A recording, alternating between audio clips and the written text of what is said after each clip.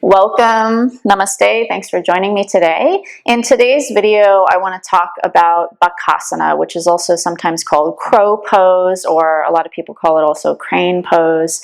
And essentially this is an arm balance. It's pretty difficult to do, and I do know a lot of people really struggle to find a sense of buoyancy and lifting in this pose, because it's true that if you don't know the techniques and sort of don't have the right foundations in place, that when you go to take this pose, you'll probably just sort of collapse down or just be really unsuccessful in feeling this real sense of lifting up. So I want to talk about some building blocks today that can help you to find those feelings in your body of what you really need to have going on in Bakasana in order to feel that lift. And then we can look at just a couple of variations of this pose as well. So we're going to get right into it. Now, the first thing with Bakasana is learning how to find strength and stability in our shoulders. Really, our shoulders and also our core have to unify. They have to participate together in this posture in order to feel this sense of stability and being able to hold it for any amount of time. So we're just going to isolate the shoulders and do a very simple exercise that helps us to find that strength. So what we'll do is come to just a simple tabletop position. And we want to be really aware of how we set up our hands. So I'm going to suggest hands about shoulder width apart. So the inside crease of your thumbs is going to line up with the inner border of the shoulder, somewhere in that neighborhood. And then we'll fan the fingers out nice and wide, kind of like jazz hands, right? So not having the fingers all together, but try and spread the fingers. And then we'll get the index fingers to point straight ahead so that when you look at your fingers, your pointer fingers or your index fingers are actually parallel to each other. That way your hands are really nice and even, and that's going to affect the way your shoulders are influenced by this movement we're going to do. Okay, from here, we're just going to keep our back pretty still, but actually start to drop the chest towards the floor in between the arms so that your shoulder blades feel like they're moving up towards the ceiling, just the shoulder blades themselves.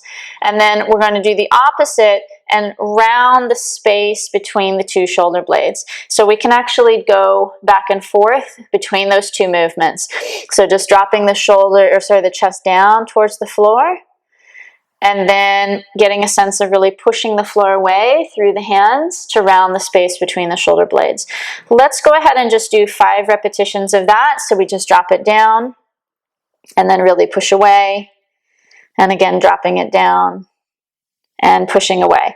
And we'll continue with that. This movement could potentially feel a little bit awkward just because you might not really know how to isolate your shoulders this way. So that's exactly why we would do this exercise, to just feel that a little bit more.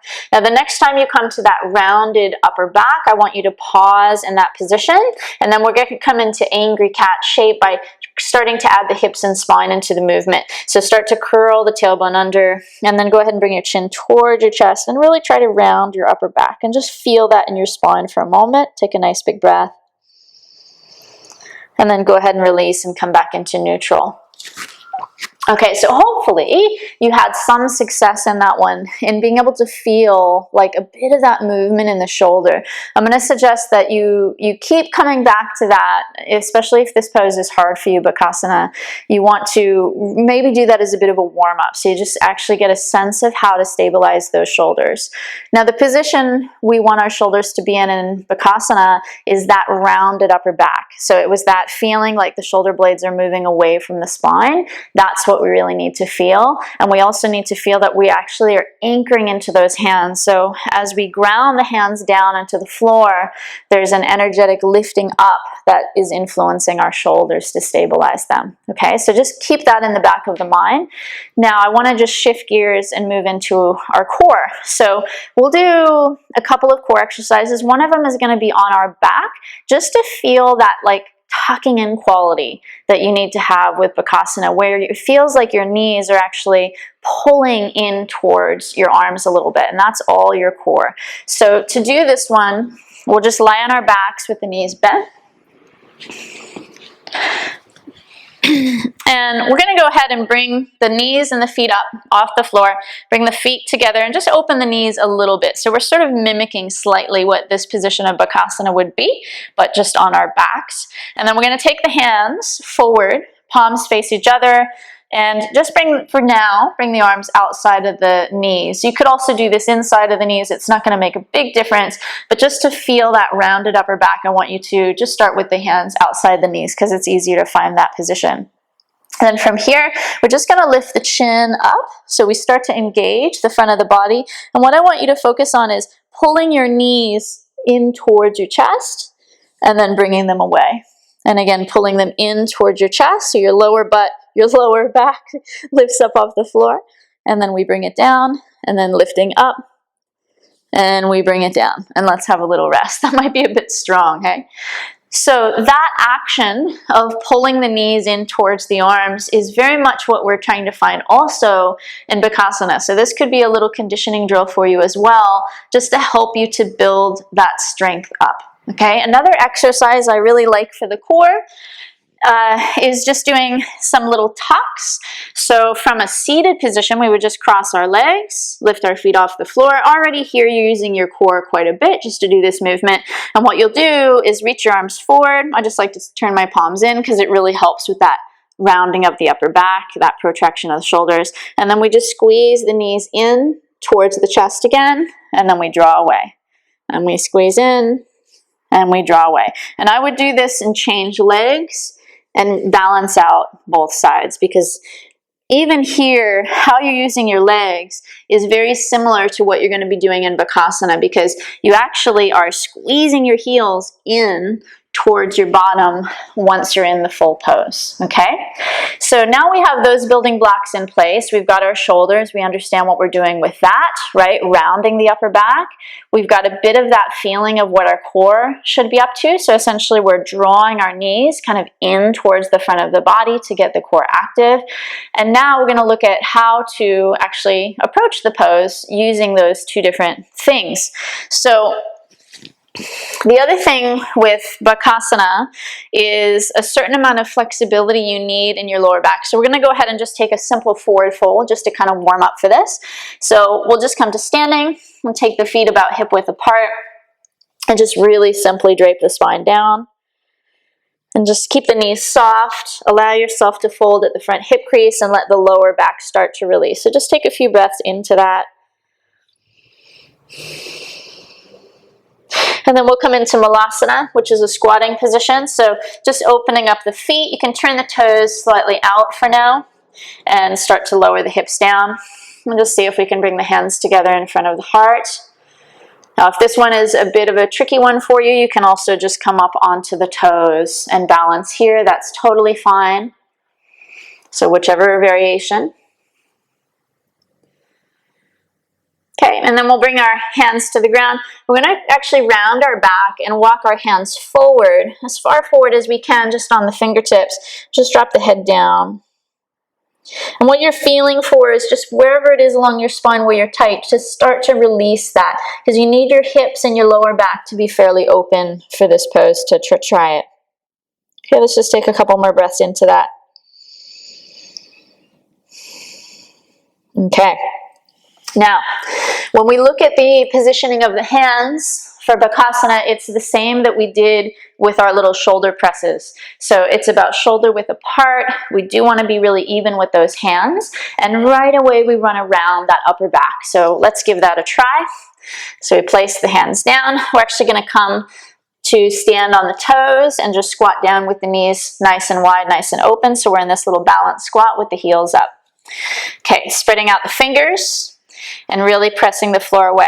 Should feel pretty easy to do this relatively. Now we're going to make it a little bit more intense just by lifting our bottom up and bringing our knees to the back of the arms and pause. And I just want you to feel this position. Try to really feel that you're pushing the floor away and you're rounding the upper back. You still have most of the weight in your feet, but you're gradually going to transfer your weight to your hands. So let's try it again. So opening up the knees, just lifting the hips. And now bringing the knees to the back of the arms, we're going to start to shift the weight forward as far as what you can comfortably. So you're starting to bring more weight into your hands versus your feet. And then just go ahead and drop the weight back into the feet, dropping the hips down, have a little rest. And then again, we'll lift the hips, Bring the knees to the back of the arms and start to shift the weight as far forward as what we can. Notice my elbows are a little bit bent. That's just a bit of an easier position for beginners. And then we just rock it back again, have a little rest. Okay, one more time. We'll lift the hips up, squeeze the knees into the upper arms, start to shift forward. Now, see how you feel. If you're feeling pretty comfortable, start to lift your right heel, right foot off the floor, and just squeeze it into your bottom. And if that's possible, just bring it back down. We'll go with the left side. And then have a little rest, lowering the feet down and coming down to rest for a moment. So that little drill there that we just did of just getting used to shifting the weight forward into the hands. So taking the weight out of the feet, shifting it forward into the hands is key for doing Bakasana. So you want to get pretty comfortable with that without feeling like it's unsafe. So you certainly don't want to get to a point where you lose control and your face actually hits the ground. So just work there for a little while if you need to, just to feel comfortable shifting forward, but you still have control over the movement. And then the second phase of that will be lifting one foot up off the ground. So you still have that point of contact with your other toes on the ground, but you're working on lifting that foot up towards your hips. So let's try that one more time, and then we'll take it one little step further. So again, we'll start with the feet together. We'll lift the heels, we'll open the knees, we'll take the hands down to the ground. When you're ready, you've got your hands planted. We're going to lift the hips up and place the knees at the back of the arms. Now, you could put them close to the elbows. I'm going to suggest you bring them as high as you can, okay? And then keep your head up. Just start to shift your weight forward into the hands. Feel it come out of the feet. And then back. And the next one, we'll try lifting a foot. So shifting forward, keeping everything nice and strong. See if you can lift your right foot. And now really focus on squeezing your hamstring, the back of the leg, to squeeze the heel to your bottom. And then either have a rest or go right into that second side, squeezing the left heel. And then coming down to have a little rest. So we're going to try one more progression, which of course is going to be working on lifting both feet up off the ground. So let's have a quick look at what that might look like. We'll start the same way. So the feet together, lifting the heels, opening the knees wide, and taking the hands to the ground. Really getting a sense of pushing the floor away. Then we'll lift the butt up. Try to place the knees as high on the arms as what you can do right now. Keep your chin up, shifting forward.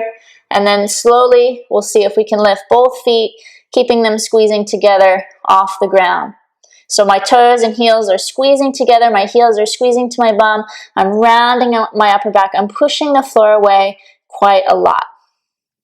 And then to come down, you're just bringing the feet to the ground and taking the weight off the hands, which you'll definitely want to do by then, and having a little rest. So hopefully that helps you a little bit to understand how can I build up towards this posture if I'm not today able to do it. It does take a lot of patience. It takes a lot of time. And the other thing I think about with this pose, it's not a beginning yoga pose. I would say it's definitely more intermediate. And ideally, you've been doing yoga long enough at this stage where you have built up that awareness of your shoulders a little bit to be able to find that sense of what's called protraction of the shoulders or rounding the upper back. If not, you really want to start with those basics that we started with in this video of just getting that sense of sort of finding the stability of the shoulders, working on those core exercises, feeling stronger in that area, and then slowly over time, Bakasana will come. You will be taking flight soon. All right, so thanks so much for watching, you guys. Please feel free to leave a comment below, leave me any suggestions, or if you like the video, let me know, and I will see you on the mat next time. Namaste.